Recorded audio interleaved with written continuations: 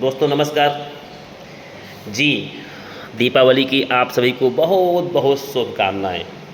आज दीपावली के त्यौहार को भारत ही नहीं अपितु भारत से बाहर भी दीपावली त्यौहार को लोग मनाते हैं।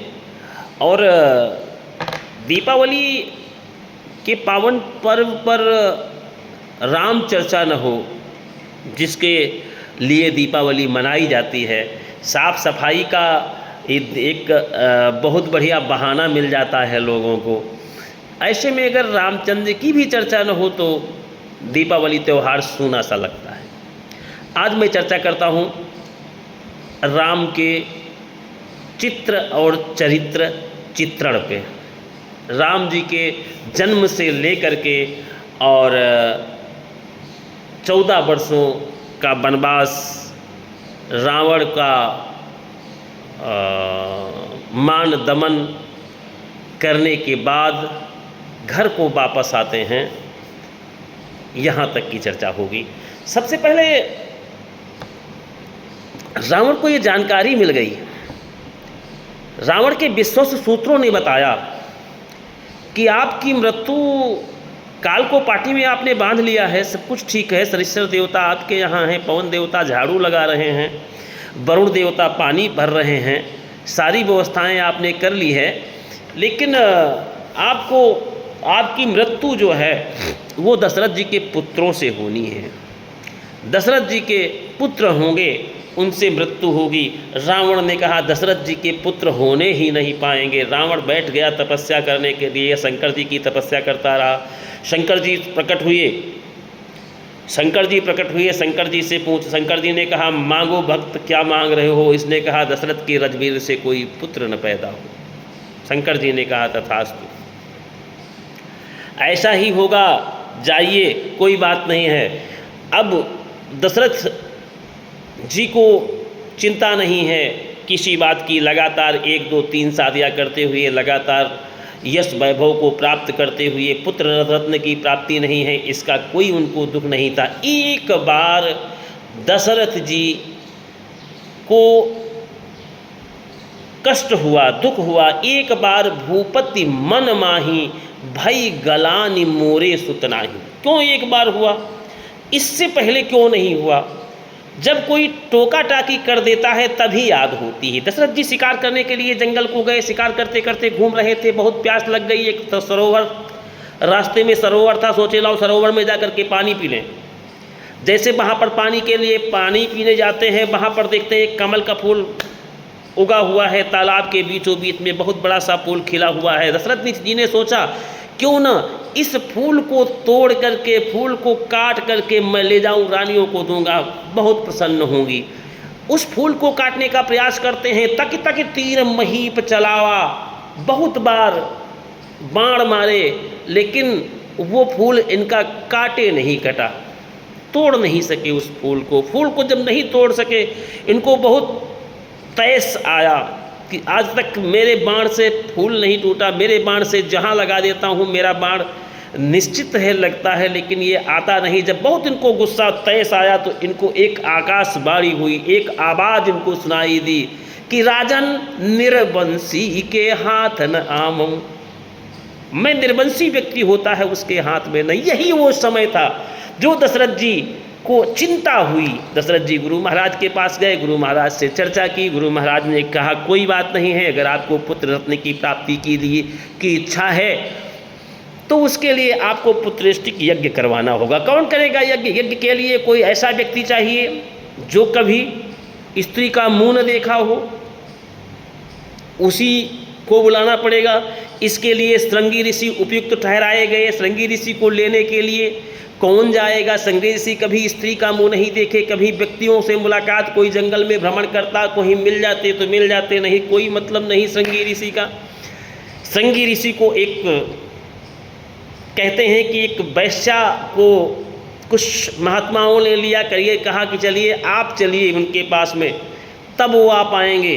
वैश्या वहाँ पर पहुँची। श्रृंगी ऋषि कभी स्त्री को देखे नहीं थे। वैश्या श्रृंगी ऋषि ने देखा कि बड़े बड़े बालों वाला कोई महात्मा आया है, बड़ा रंग बिरंगा सब लगाए हुए है। श्रृंगी ऋषि उसके पैरों पर पड़ गए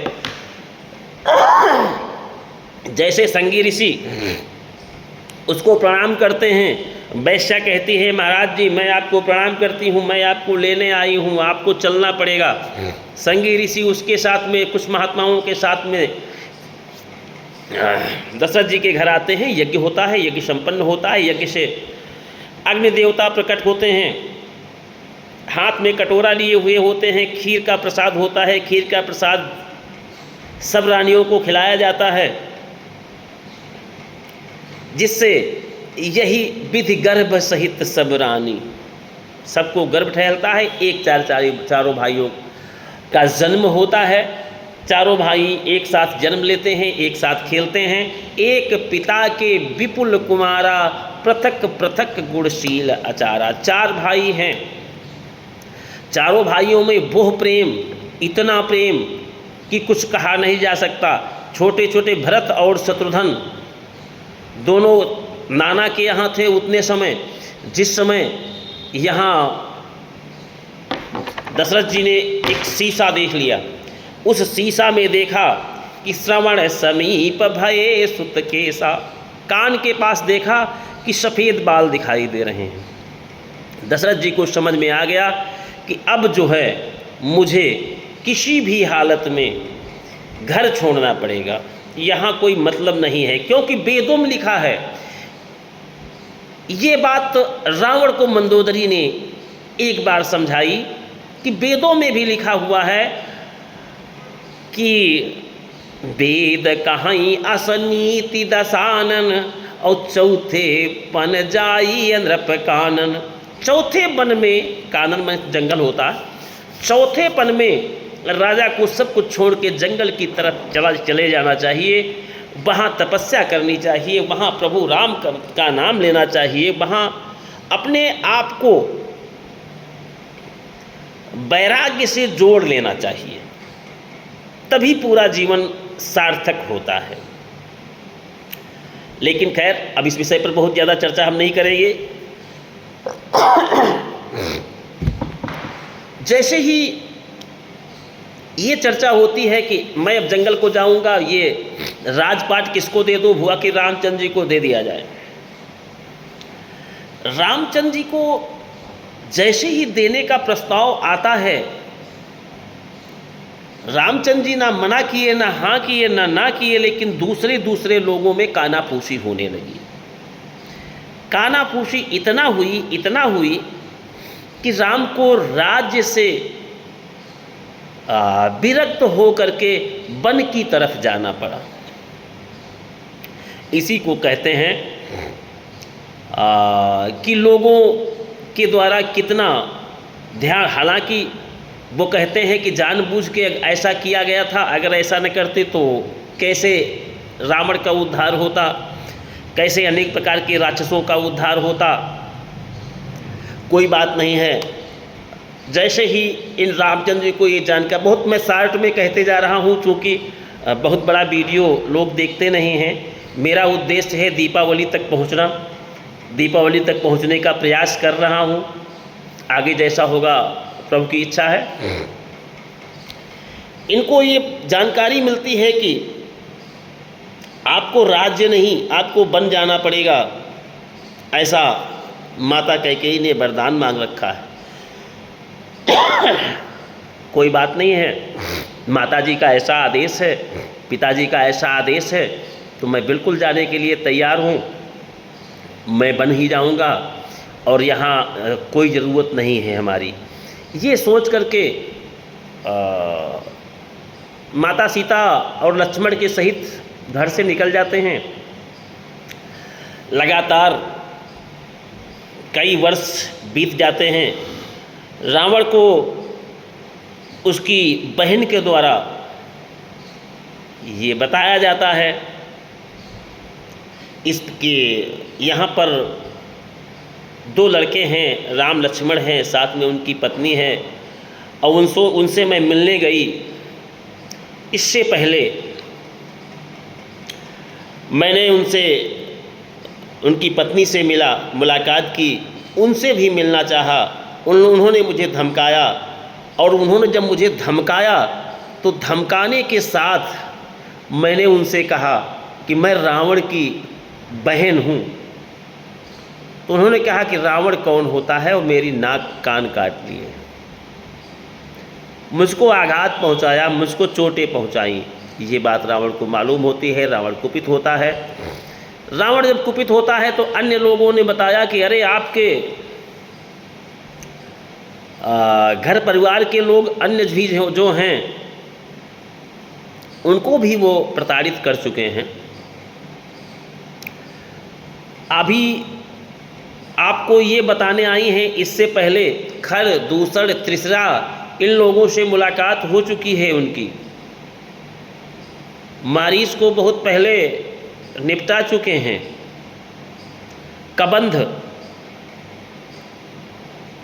कबंध को भी निपटा के आए हैं। ये भी इन्हीं के वंश से था। लिखा है बीच में, आगे मिलो कबंध निपाता, ते सब कही साप कई बाता। ये रास्ते में जा रहे थे, कबंध भी मिला था रास्ते में। कबंध के आंखें नहीं थी, सर नहीं था उसका कबंध का, उसके पेट में ही मुंह बन गया था।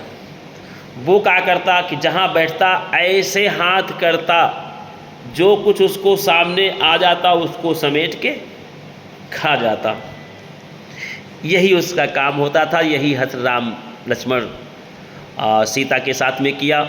जैसे ही इनके साथ में ऐसा करना चाहा, उसको भी मुक्ति दी। इस प्रकार से जैसे ही रावण को पता लगता है, रावण कहता है कोई बात नहीं है, मैं देखता हूँ उनको, आप अपना काम करिए। रावण सीता का हरण कर लेता है। रामचंद्र जी इधर उधर घूमते हैं।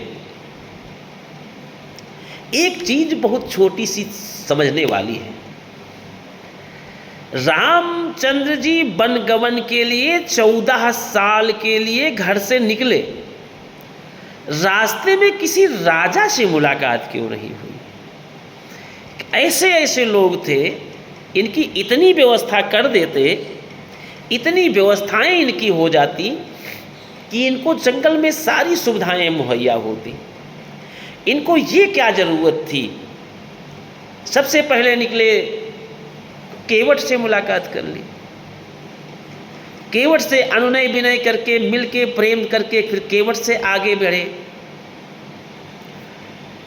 कबंध मिला, चलिए इन लोगों से जितने थे उनसे सबसे मिले, उनका केवट का उद्धार अपने तरीके से किया, बाकी जो मिले उनका उद्धार अपने तरीके से किया। अंत में सीता हरण हुआ। हरण के बाद क्या आप सुग्रीव को, जिसकी पत्नी को कोई हर लिया हो, जिसके पत्नी न हो, वो घर में कैसे रहता होगा? उसकी स्थिति क्या होगी? सुग्रीव को गले से लगाना आप क्या समझते हैं? यही तो है वो निचले तबके के लोग। ऊंचे तबके के लोगों को नहीं। यहाँ किसी मैं जाति से संबंधित बात नहीं कर रहा हूँ। मेरा कहने का मतलब है कि जो दीनहीन लोग थे उनको ही गले लगाया। जैसे ही इनको पता चला कि इनकी भार्या को, हनुमान जी द्वारा बताया गया कि इनकी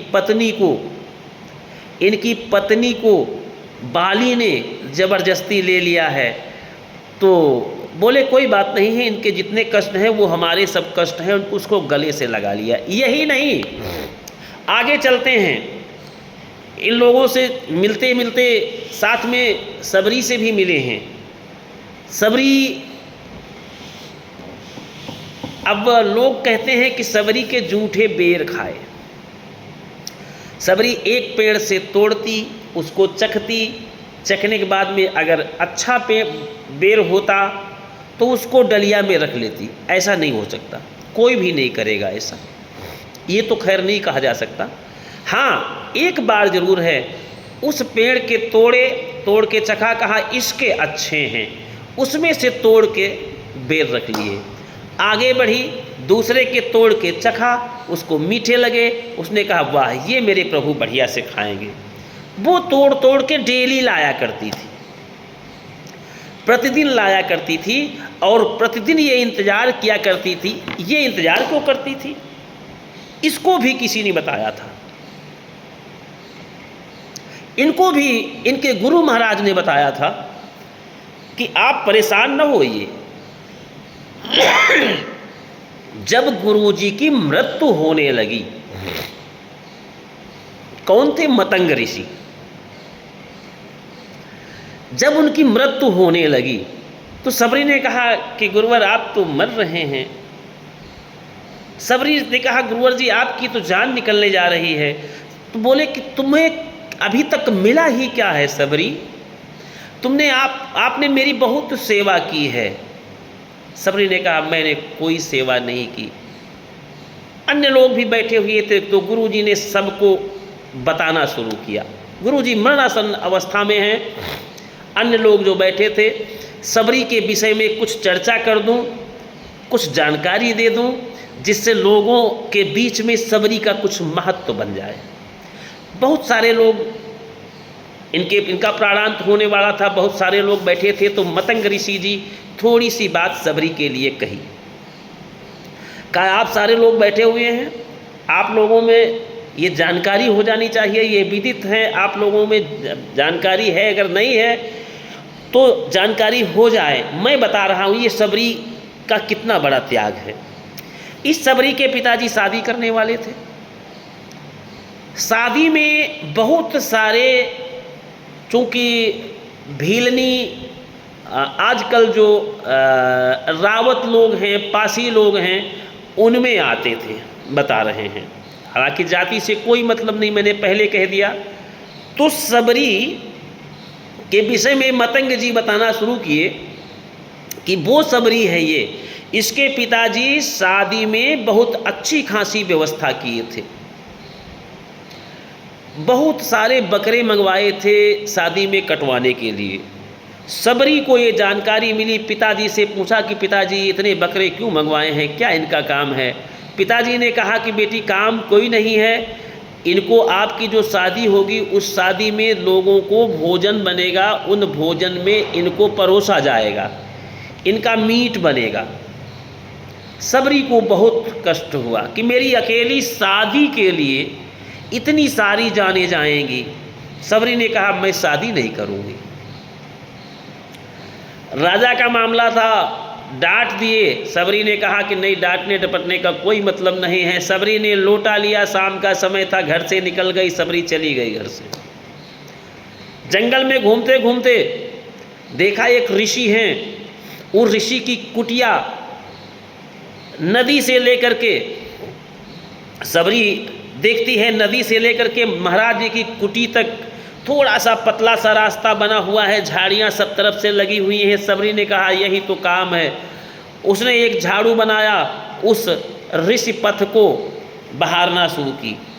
जो नदी से ऋषि के कुटी तक रास्ता जाता था, उसमें एक लाइन मैंने कहीं पढ़ी थी, कहीं देखी थी, मुझे याद है कि ऋषि निष्काम भाव सबरी, निष्काम भाव सबरी, ऋषि पथ बुहारती है, निष्काम भाव सबरी। चलिए, गाना बजाना का ये समय नहीं। मैंने कहा कोई मतलब नहीं सबरी का। ऋषि का रास्ता बुहारना शुरू किया। 1 दिन 2 दिन 10 दिन 15 दिन लगातार हो गए। फलों को तोड़ती खाती, उसी रास्ते को बहारती, इतनी ही सेवा करती रहती सबरी। खैर, जैसे ही ऋषि को ये लगा कि लगातार कोई मेरी रास्ता बहार रहा है, मेरी कोई सेवा कर रहा है, कौन है? एक दिन ऋषि ने अपने कुछ चेलों को लगाया कि देखिए कौन ये मेरी सेवा कर रहा है। अभी तक तो आप लोग लगातार मेरी सेवा करते आए हैं, लेकिन कोई छुप के मेरा काम कर रहा है। ऐसा कौन है? चेलों को जानकारी हुई, छुप के देखे। सबरी से बोले माते आप कौन हैं? उसने कहा कि मेरा नाम सबरी है, मैं भीलनी हूँ, मैं महाराज जी की सेवा करती हूँ। अगर आपको कुछ बुरा लग रहा हो तो मैं ना करूँ, बोली कही कोई बात नहीं है, महाराज जी आपसे मुलाकात करना चाहते हैं, आपसे मिलना चाहते हैं। डरते डरते सबरी महात्मा जी के पास पहुंच गई। बोली महाराज जी मैं आपकी सेवा कर रही थी और मैं ऐसे ऐसे भाग के आई हूँ। ये बात मतंग ऋषि जी मरणासन अवस्था में जितने लोग बैठे थे उनको सबको बता रहे थे।